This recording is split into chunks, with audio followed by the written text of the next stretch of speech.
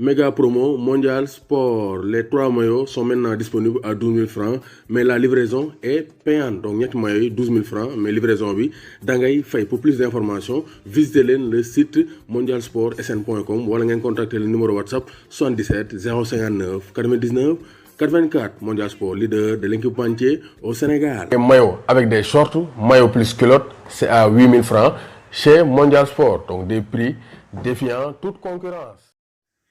Bonsoir à tous et à tous, bonsoir à tous les suiveurs et à tous les inconditionnels de Grégoire. Omnisport, le Paris Saint-Germain et Gana Gueye connaissent leur adversaire pour la demi-finale de la Ligue des Champions. C'est Leipzig. On attendait l'Atlético Madrid favori dans ce quart de finale. Leipzig a fait la différence. Les Allemands ont fait la différence avec une victoire 2-1. Donc ça montre que cette Ligue des Champions sera inédite. Quel musul khalat début Ligue des Champions qu'on aura une demi-finale Paris Saint-Germain Leipzig. Donc c'est pour dire que seul le travail paye. Donc cette saison, on peut avoir un novice, une équipe qui n'a jamais gagné la Ligue des Champions, remporter la Ligue des Champions. Parce que seul le Bayern et le Barça ont remporté une Ligue des Champions minimum pour ces équipes restantes. Donc l'équipe yi des yëpp kenn musu gagné Ligue des Champions. Donc moo tax Ligue des Champions bi dafa nar a neex. Donc Atlético Madrid bi comme ni nga ko waxee démb ci direct bi attaque défense la Atlético day ñëw défendre même si am na ay joueurs yu mën a football ay Koke ay Saúl Ñíguez mais Simeone day bëgg a ñëw défendre. Leipzig c'est une équipe qui joue vers l'offensive. Seen entraîneur ku ko xam Julian Nagelsmann ñëpp xam nañ ne c'est un entraîneur qui aime le football total. Donc moom amul lu muy seral. Donc il est jeune, il a refusé le Real Madrid après le départ de Zidane. Il a voulu rester en Allemagne. Donc il a entraîné Hoffenheim avant d'entraîner Leipzig. Et gis nañ ne Leipzig ay U23 lañ ay joueurs yu mën a football ay xale yu ndaw lañ. Et ils ont fait la différence. Vraiment, c'est le très haut niveau. Li koy firndeel comme l'a bien dit Marco van der Steen. Marco van der Steen nee na équipe bi li ñuy football xajul ci beneen équipe. Premier bi Dani Olmo moo koy confirmer. Dani Olmo il est à la conclusion d'un but après une dizaine de passes. Gars yi def nañ presque 10 passes. Jël bal bi gauche yóbbu ko droite indiwaat ko droite yóbbu ko gauche delluwaat ko droite. Sabitzer international autrichien de 26 ans s'entraîne Dani Olmo te bi muy s'entraîne am na 6 joueurs de Leipzig dans la surface. C'est pour dire que c'est une équipe tournée vers l'offensive avec un système 3-4-3. Malgré Timo Werner, son absence n'a pas pesé.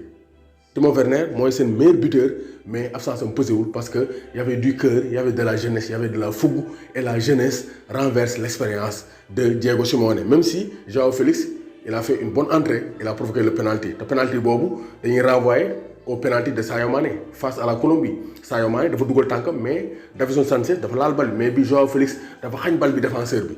C'est pourquoi le défenseur ne pouvait que faire faute. Donc c'est pour dire que vraiment, donc l'Atlético Madrid pouvait réaliser une remontada comme le Paris Saint-Germain, mais Leipzig n'a pas lâché. Et c'est Tyler Adams, un jeune américain de 21 ans, qui est entré à la 72e minute de jeu à la place de Laimer, moo def la différence. Frappe contrée par donc Jiménez et c'est le deuxième but. 88e minute de jeu, le coup de poignard. Gars, dañ leen a poignardé, dañ leen a assommé les hommes de Diego Simeone. Donc l'attaque. L'offensive l'emporte sur la tactique défensive. Actuellement, loolu amatul ñiy def tactique défensive dañoo daanu ay Conte Mourinho Simeone ñëpp a daanu place à l'attaque, place à l'offensive. Donc la jeunesse de Leipzig l'emporte face à l'expérience et à la tactique défensive de Diego Simeone. Donc on aura une demi-finale Paris-Leipzig. Loolu kenn sañu ko woon pronostiqué au début de la Ligue des Champions. Mais c'est comme ça, c'est le football. Et on n'est pas au bout de nos surprises. Donc, demi-finale dina am le mardi 18 août 19h GMT Leipzig Paris. La Ligue des Champions day metti parce que dóor mu toog la benn match lu ne xaj na ci. Donc on a été gâtés. Donc Leipzig ku seetaan seen statistiques ku xool seen statistiques yi xam ne c'est une équipe qui joue au football. Ñoo ëppale possession Atlético, ñoo ëppale tirs cadrés, 4 tirs cadrés, 2 buts. Donc c'est pour dire que l'équipe a été efficace. Xool leen 629 passes contre 456 passes pour l'Atlético. 538 passes réussies contre 367 passes réussies pour l'Atlético, 86% de passes réussies pour Leipzig, 80% de passes réussies pour l'Atlético. Donc c'est pour dire que Leipzig, de la première à la dernière minute, ils n'ont pas déjoué. Ils ont joué à la possession, remontée de balles propres avec des joueurs techniques et des joueurs rapides. Donc vraiment, Paris Saint-Germain, Leipzig, ça sera un match ouvert. Parce que Paris doit défendre, Leipzig doit défendre. Donc on aura un grand spectacle ce mardi.